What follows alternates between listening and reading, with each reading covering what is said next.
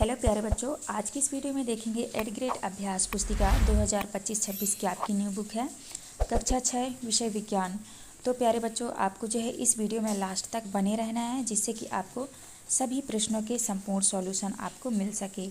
तो ये जो बुक है कक्षा 6 के बच्चों के लिए है। तो चलिए शुरू करते हैं। देखिए, आज की इस वीडियो में देखेंगे अध्याय 5। अध्याय 5 में आपका दिया हुआ है लंबाई एवं गति। तो चलिए शुरू करते हैं। देखिए, पहला क्वेश्चन आता है आपका बहुविकल्पी टाइप प्रश्न। क्वेश्चन नंबर पहले में दिया है, यदि आपके मापक स्केल के सिरे टूटे हैं तो आपको क्या करना चाहिए। तो आपको आंसर में कर देना है बी नंबर, माप शुरू करने के लिए स्केल पर किसी अन्य पूर्ण चिन्ह का प्रयोग करें। तो आप इस तरह से आंसर कर लीजिएगा। इसके बाद आपका आता है दूसरा क्वेश्चन।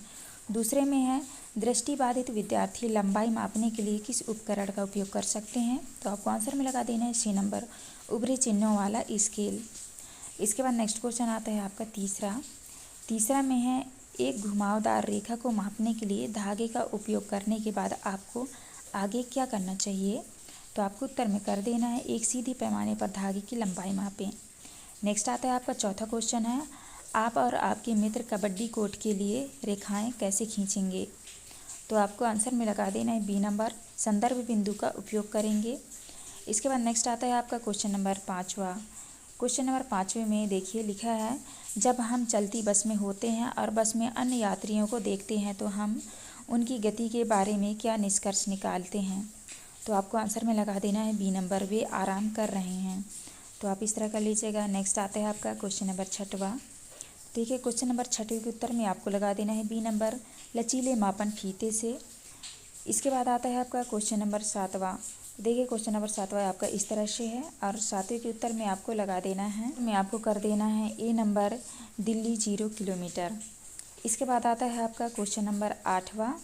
तो देखिए, क्वेश्चन नंबर 8वां इस तरह से आपका क्वेश्चन नंबर 8 के उत्तर में आपको लगा देना है निशान के ठीक ऊपर। तो आप इस तरह से कर लीजिएगा। इसके बाद आपका नेक्स्ट क्वेश्चन आता है आपका क्वेश्चन नंबर दूसरा। क्वेश्चन नंबर दूसरा जो है आपका रिक्त स्थान वाले क्वेश्चन है। तो देखिए, पहले में भरना है आपको 2.54 सेंटीमीटर होते हैं, और दूसरे में भरना है आपको आवृत्ति गति, तीसरे में भरना है आपको धागा, और चौथे में भरना है आपको मीटर, और पाँचवें में भरना है आपको देखिए और पाँचवें भरना है आपको 0.1 सेंटीमीटर, और छठे में भरना है आपको वृत्तीय गति। तो आप इस तरह से खाली स्थान अच्छे से देख के भर लीजिएगा। इसके बाद नेक्स्ट स्टार्ट होता है आपका अति लघुत्तरी वाले क्वेश्चन। तो देखिए, क्वेश्चन नंबर 3 में जो है, क्वेश्चन नंबर 3 के उत्तर में आपको लिखना है, दृष्टिबाधित व्यक्ति ब्रेल स्केल या टेप माप का उपयोग कर सकते हैं। इसके बाद आता है आपका क्वेश्चन नंबर 4।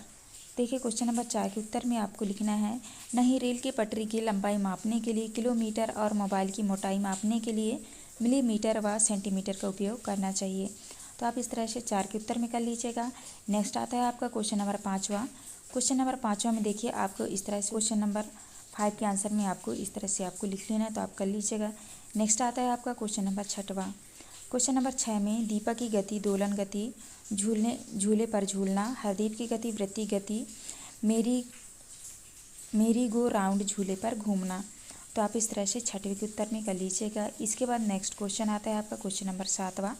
देखिए, क्वेश्चन नंबर 7 के उत्तर में आपको लिखना है, पेड़ से फल गिरना सरल रेखीय गति कहलाता है, और दीवार घड़ी में सुइयों की गति वृत्तीय गति कहलाती है।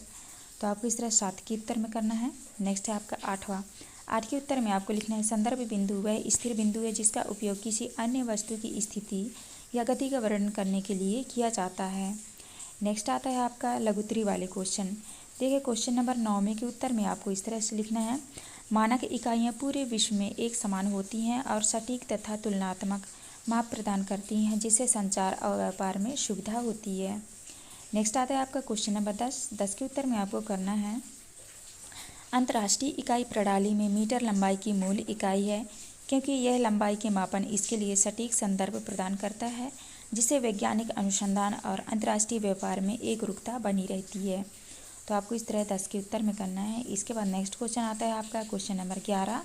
11 के उत्तर में आपको लिखना है, एक धागे का उपयोग करके घुमावदार रेखा की लंबाई को मापा जा सकता है।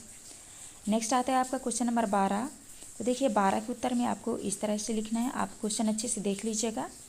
12 के उत्तर में लिखना है आपको, पहले में लिखना है आपको 1 पहले के उत्तर में लिखना है आपको किलोमीटर, और दूसरे सिक्के की मोटाई में लिखना है आपको मिलीमीटर, और रबड़ की लंबाई में लिखना है आपको सेंटीमीटर या मिलीमीटर, और स्कूल मैदान की लंबाई में लिखना है आपको मीटर।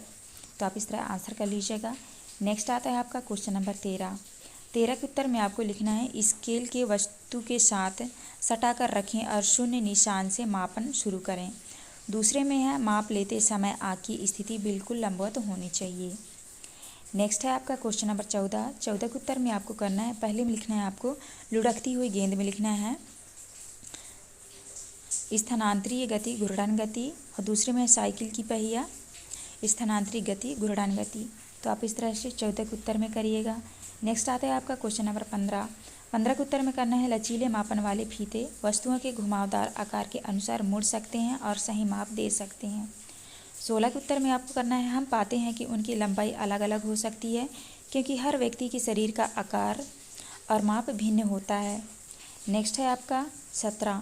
17 के उत्तर में करना है जब कोई वस्तु दिशा बदले बिना सीधी रेखा में चलती है तो उसे सरल रेखी गति कहते हैं। उदाहरण है सीधी सड़क पर चलती हुई कार और ऊपर से सीधी रेखा में गिरता हुआ पत्थर। तो आप 17 के उत्तर में करिएगा। नेक्स्ट आता है आपका 18। 18 के उत्तर में आपको करना है, देखिए यहाँ पे आपको लिखना है लंबाई की उपयुक्त मात्रक और मापनीय वस्तु। तो मिलीमीटर में लिखना है आपको चींटी पेंसिल की नोक, सेंटीमीटर में लिखना है आपको माचिस रबर उंगली, और मीटर में लिखना है आपको। इसके बाद आपका नेक्स्ट क्वेश्चन आता है आपका क्वेश्चन नंबर 19।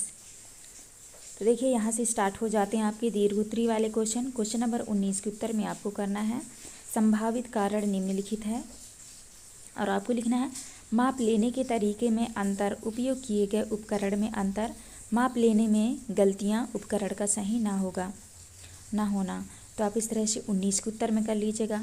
नेक्स्ट क्वेश्चन आता है आपका क्वेश्चन नंबर 20। तो आपको क्वेश्चन नंबर 20 के उत्तर में करना है घुमावदार रेखा के एक सिरे पर धागे को रखेंगे, फिर धागे को घुमावदार रेखा के साथ साथ मोड़ते हुए दूसरे सिरे तक ले जाएंगे। इसके बाद घुमावदार रेखा के दूसरे सिरे पर धागे को चिन्हित करेंगे, फिर धागे को सीधा करेंगे और स्केल से लंबाई को मापेंगे। यहाँ घुमावदार रेखा की लंबाई होगी। आपको इस तरह से 20 के उत्तर में करना है। इसके बाद नेक्स्ट क्वेश्चन आता है आपका क्वेश्चन नंबर 21। देखिए क्वेश्चन नंबर 21 के उत्तर में आपको करना है संदर्भ बिंदु एक स्थिर या ज्ञात स्थान होता है जिसे किसी वस्तु की स्थिति को सटीक रूप से बताया जा सकता है।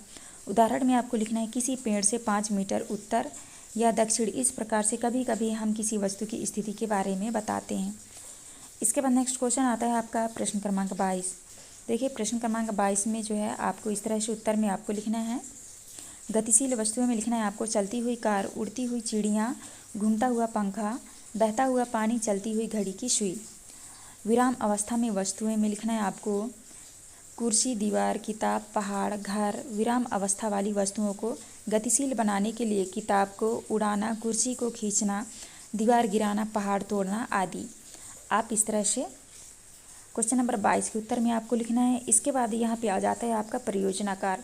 देखिए प्रोजेक्ट 1 में आपसे पूछा है, तो आपको प्रोजेक्ट 1 के उत्तर में आपको करना है वृत्तीय गति के उदाहरण में आपको लिखना है घड़ी की सुइयों की गति, पंखे की ब्लेड की गति, पृथ्वी का सूर्य के चारों ओर घूमना, साइकिल के पहिए की गति, चरखी पर झूलते हुए व्यक्ति की गति।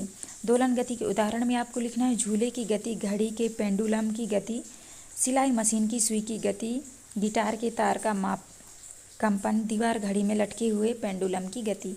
आपको इस तरह से आंसर करना है। इसके बाद आता है आपका प्रोजेक्ट 2।